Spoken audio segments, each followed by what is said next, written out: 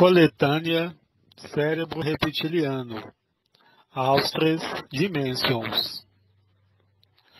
As modificações de seu cérebro são essenciais à vida na nova dimensão. Seu cérebro apresenta, atualmente, uma constituição ternária, enquanto que a nossa, como povo delfinoide, não obedece absolutamente a essa mesma organização e estrutura. Isso se deve à própria criação de sua dimensão dissociada há tempos remotos. Entretanto, a estruturação de seu cérebro passou por certo número de riscos imprevisíveis, que levaram a inscrever em vocês códigos, eu diria, de luz falsificada, que tinham por objetivo, há 5.000 anos, induzi-los aí onde vocês estão, quer dizer, na ilusão. Esses códigos foram instaurados pela potência de alguns seres em relação com o que nós chamamos, de arcontes. Os arcontes são os deuses, assim como vocês. Mas esses deuses decidiram suprimir o coração. Esses deuses manifestaram-se em sua história em diferentes períodos. Eles são extremamente ativos hoje, mas não têm mais muito tempo. Entretanto, não são eles que nos interessam, mas a marca que eles lhes impuseram no interior de seu DNA e no interior de seu cérebro. É esta marca, chamada de marca da besta, no Apocalipse de São João, que os mantém prisioneiros nessa ilusão. Os arcontes, portanto, favoreceram, em suas estruturas cefálicas, o desenvolvimento de estruturas ditas arcaicas, que tiveram, na época, por objetivo, mantê-los na escravidão e privá-los de sua luz. Questão: os arcontes têm relação com o que chamamos de reptilianos? Eles são os reptilianos, e eles são sua parte reptiliana implantada em vocês, ao nível do que vocês chamam de cérebro arcaico. As ações dos arcontes, Ramatã, 8 de julho de 2009.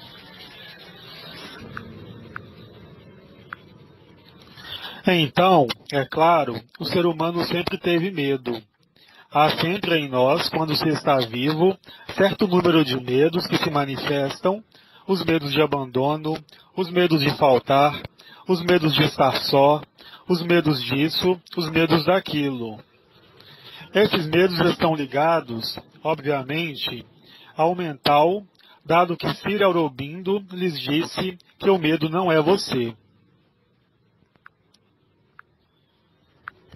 Vocês são identificados ao seu medo, mas, quando um medo chega, se vocês dizem, tenho medo, vocês cristalizam ainda mais o medo.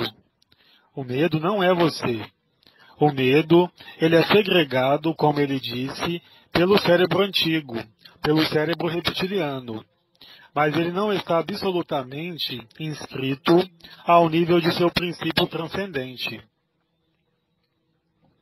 Portanto, vocês não são identificados aos seus medos, e, portanto, essa desincrustação de seus próprios medos não se realiza pela vontade, não se realiza por qualquer anamnese ou qualquer mergulho em seu passado, mas realiza-se apenas através, efetivamente, do abandono à luz, ou seja, passar, e nós o repetimos inúmeras vezes, da lei de ação-reação para a lei de ação de graça. Vocês não podem depender das duas leis. É por isso que eu falei de separação. Não é a luz que separa, é claro. São aqueles que aceitam a luz e aqueles que recusam a luz. Sua missão é aqui e agora, cada minuto, presente nesta dimensão. Ivanov, 27 de novembro de 2010. Nós concebemos como arcanjos que uma consciência que foi fechada, desde tempos imemoráveis, nos mundos da limitação, possa conservar no interior de si mesma certo número de medos da liberdade, certo número de medos da liberação. Isso se ilustrará, como foi anunciado, exatamente após a liberação do Sol, pelo mecanismo de choque da humanidade, tal como descrito por Sir Aurobindo, que eu os convido a recordar-se.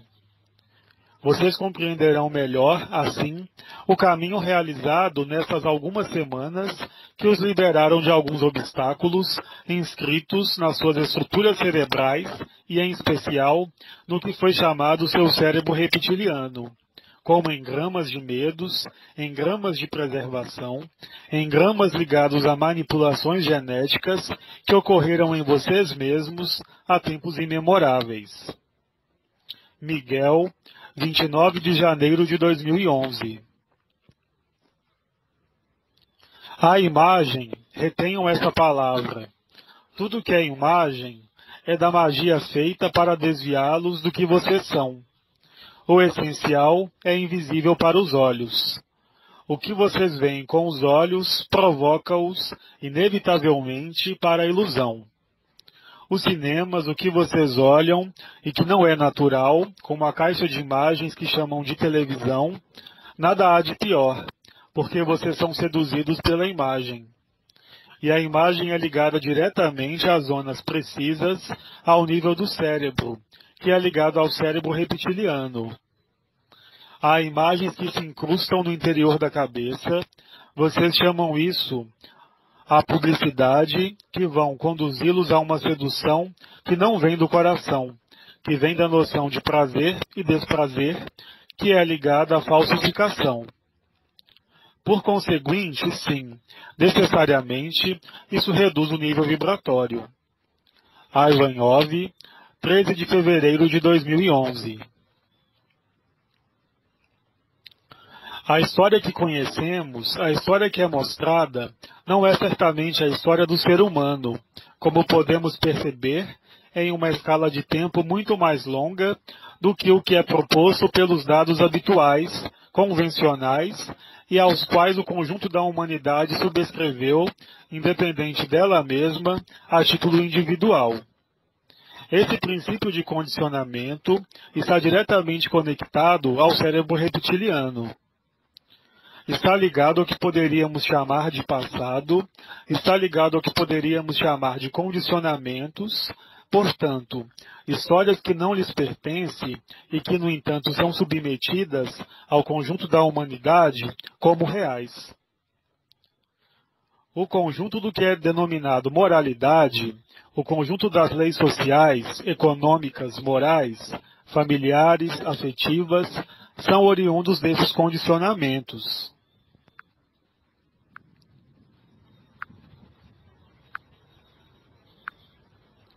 Um ser humano vai se comportar de tal maneira porque isso é assim. Porque ele viu, porque ele ouviu, porque ele acreditou e porque ele se submeteu. Evidentemente, esse princípio é regido pelos mundos de egrégoras, situando-se em diferentes níveis.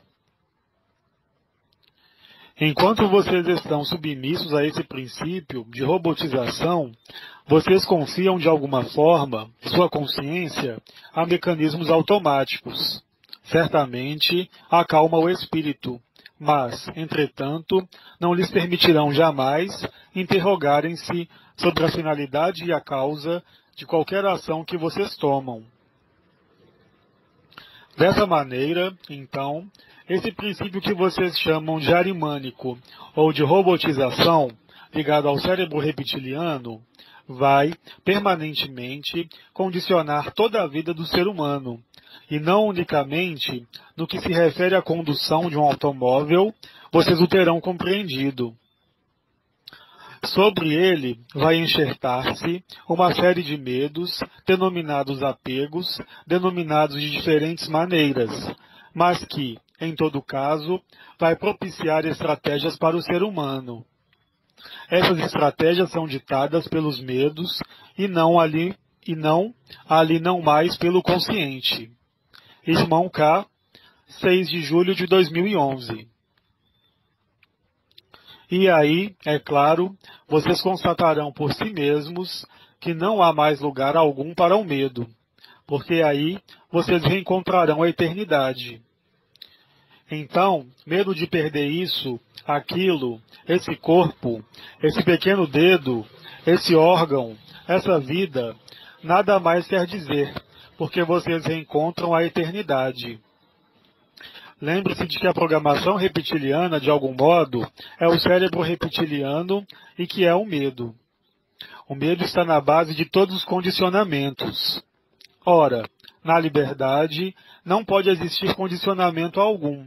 E enquanto vocês não cruzaram essa porta, vocês continuam sob a influência da personalidade, ou seja, da necessidade de compreensão, da vontade de compreender, da vontade de apreender, de apropriar-se, ou, ao contrário, de abandonar tudo.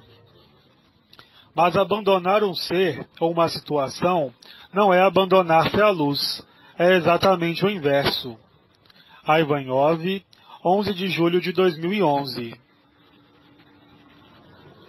Agora, a partir do momento em que se penetram as esferas da unidade, talvez no início, quando é intermitente, mas se vai para este abandono à luz, mais é fácil desacoplar-se da dor e desacoplar-se, sobretudo, do medo da dor. Porque o medo da dor, querendo ou não, é um processo que existe ao nível mental, e de maneira privilegiada ao nível do cérebro reptiliano, que lhes foi e que nos foi a todos implantado, ou seja, insinuar o medo do mal e da dor. Portanto, o ser humano passa seu tempo, de maneira consciente e inconsciente, enquanto não está reunificado, a lutar contra isso e contra aquilo. Mas é preciso já, num primeiro tempo, desidentificar-se do medo da dor. Porque quem é que tem medo? É, obviamente, a personalidade. O medo não está presente quando se toca a unidade. Na consciência da existência, na vivência dos diferentes estados de paz e de samadhi, não há lugar para a dor. Isso quer dizer que, mesmo se houver uma dor, o ser que está suficientemente nesse estado unitário não é mais afetado pela dor. No plano fisiológico, ela sempre está aí. Ivanov, 28 de março de 2011. Vocês devem tentar viver e apreender em consciência que aqueles que criam o bem são os mesmos que aqueles que criam o mal. São as duas facetas de uma mesma peça ilusória. Deus e diabo são exatamente a mesma entidade, que falsifica e que os inunda de julgamentos de valor, de julgamentos morais, de julgamentos mentais, impedindo-os literalmente o acesso à sua unidade, o acesso ao aqui e agora. Aqui e agora, vários ensinamentos e vários professores orientais como ocidentais traduziram este aqui e agora como a cessação da atividade mental e a cessação da atividade emocional. O mental não se situa no presente. O mental situa-se sempre numa referência ao passado. A cognição, assim como vocês a nomeiam, é sempre precedente de um conjunto de fatos, situando-se em uma ilusão passada, perpetuando-se na ilusão presente, adaptando seus comportamentos a um conjunto de engramas presentes em seu cérebro comportamental, que é, como por acaso, o cérebro reptiliano. Anael e os 4 pilares, 17 de outubro de 2010. As transmutações de seus constituintes serão várias. Elas são relacionadas tanto ao nível atômico, como aos níveis subatômicos e celulares, como ao nível de sua estrutura de DNA, para que possam se movimentar na 5ª dimensão. Vários componentes de seu ser serão afetados de forma diversa, tais como alguns órgãos que estavam até então completamente dormentes, em sua idade adulta, para fornecer uma nova identidade. O órgão que será reativado prioritariamente é o timo, e outro órgão que se seguirá em breve é a epífise, pineal, denominado relicário, de seu cérebro reptiliano, a qual se tornará muito mais espessa e será capaz de modificar completamente seu relógio biológico interno. Porque nesse momento vocês passarão a uma consciência que não conhecerá mais a alternância entre vigília e sono. Vocês vão se tornar seres conscientes durante a totalidade de seus dias e de suas noites, por ocasião de uma nova revolução de seu planeta, quando ele estiver próximo a 1/8 do Sol central da galáxia. Nesse momento, seus ciclos de dias e de noites vão durar 32 horas e vocês vão estar cientes, desde a sua descida em encarnação até o final de seus dias. Serete, o evento dos 3 dias, 2005. A emoção é, portanto, um vetor e a manifestação de um desejo, qualquer que ele seja. Desejo que, portanto, remete às estruturas ainda mais arcaicas, denominadas a vontade. Vontade que, ela, não está inscrita no cérebro dito emocional ou límbico, mas diretamente no cérebro arcaico, chamado de reptiliano. O desejo geralmente apenas faz manifestar ou traduzir uma vontade. O que se esconde atrás dessa vontade, seja ela chamada de bem ou de bela, é sempre e sistematicamente a satisfação de uma falta, qualquer que seja. O coração mental não é o coração supramental. Sir Aurobindo, 22 de outubro de 2010. A alegria apenas pode existir quando o medo está ausente. Todo medo, qualquer que seja, é um condicionamento do ego e, portanto, um não abandono à luz. Enquanto vocês creem que dirigem, dominam, controlam a luz, vocês não são a luz, uma vez que, obviamente, vocês estão na distância em relação ao que vocês consideram como exterior. Vocês permanecem no conhecido e, portanto, na limitação, e, portanto, no sofrimento, e, portanto, no medo. Em outros termos, o medo ligado ao ego gostaria de desaparecer, incorporando a luz no medo ou nas sombras. Isso é impossível. A luz deve tomar todo o lugar, expulsando todas as partes reptilianas de seu corpo. Irmão K, 3 de julho de 2011. Pergunta. Em sua última mensagem, Maria propôs para monitorar nossos sonhos. Na medida em que eles se exprimem por símbolos, como podemos interpretar esses símbolos? Quem disse que precisava interpretar? Porque desde que há interpretação, há suposição, ativando mecanismos ao nível do cérebro reptiliano, mesmo se eles são oriundos de um símbolo que, ele, não está absolutamente nessa parte arimânica. Por que querer interpretar um símbolo? O sonho fala por ele mesmo. Os sonhos significativos, mesmo se eles falam por imagem, contam-lhes uma história que deve ser tomada tal como ela é. Certamente pode existir uma interpretação correta, como pode existir uma variedade de interpretações. Agora, eu penso que Maria lhes falou, por aí, não de sonhos simbólicos, mas de sonhos perfeitamente reais, referindo-se ao que acontece sobre a Terra, e não de sonhos rotineiros. Irmão K, 6 de julho de 2011. Esse fogo por atrito, chamado aniquilação de toda a vida, é, de fato, apenas o desaparecimento da ilusão, mas, obviamente, aqueles que estão inseridos nessa ilusão não podem conceber outra coisa que a ilusão, porque eles não têm acesso a qualquer multidimensionalidade e, para alguns deles, a multidimensionalidade pode mesmo ser chamada demoníaca ou satânica, demonstrando assim os medos ancestrais da luz, implantados no interior de suas estruturas no cérebro reptiliano. Vários de vocês, contudo, ancoraram e semearam a luz, permitindo, como sabem, a reativação da Merkabah interdimensional e, portanto, a junção, a conexão com os planos da verdade absoluta. Anael, 2 de dezembro de 2010. Então, obviamente, o medo da morte está inscrito em seu cérebro reptiliano. É um fator a superar, porque, até prova em contrário, a morte é considerada como o ato o mais terrível que possa acontecer à personalidade. É claro, eis que ela não existe mais no momento da morte.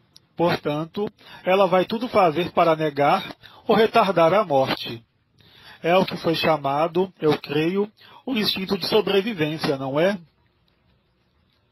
Esse instinto de sobrevivência que, como seu nome o indica, está inscrito diretamente nos cérebros arcaicos, os cérebros dos répteis que está em sua cabeça. Por exemplo, se vocês colocam a mão sobre algo que queima, antes que a sua consciência diga, isso queima, a mão será retirada. Esse é um instinto de sobrevivência. Por conseguinte, vocês têm que lutar contra um instinto de sobrevivência. Como? Descobrindo a verdadeira vida, e não a sobrevida. Ivanov, 20 de novembro de 2010. Questão. Poderia nos falar do terceiro olho? O terceiro olho é a ilusão luciferiana. A glândula pineal não é ligada ao que lhes disseram os ensinamentos orientais modernos. O espírito não se encontra no cérebro reptiliano, mas unicamente no neocórtex, em sua ressonância. A glândula pineal pertence inteiramente à ilusão da matriz. O espírito não pode ser tocado pelo terceiro olho. O espírito é tocado apenas quando o chakra dito do enraizamento do espírito está aberto, o que estritamente nada tem a ver com a ilusão luciferiana situada ao centro do triângulo luciferiano, que foi chamado terceiro olho. O terceiro olho é diretamente ligado à ilusão do conhecimento induzida em sua mitologia por Lúcifer, portador de luz, que leva a esmeralda na fronte. Jamais o espírito foi situado naquele nível. O trabalho no terceiro olho, assim como foi preconizado em várias escolas espirituais e ocultistas do século XX, é a maior das falsificações que existiram, tendo-os afastado de seu coração. Um amigo, 5 de novembro de 2010.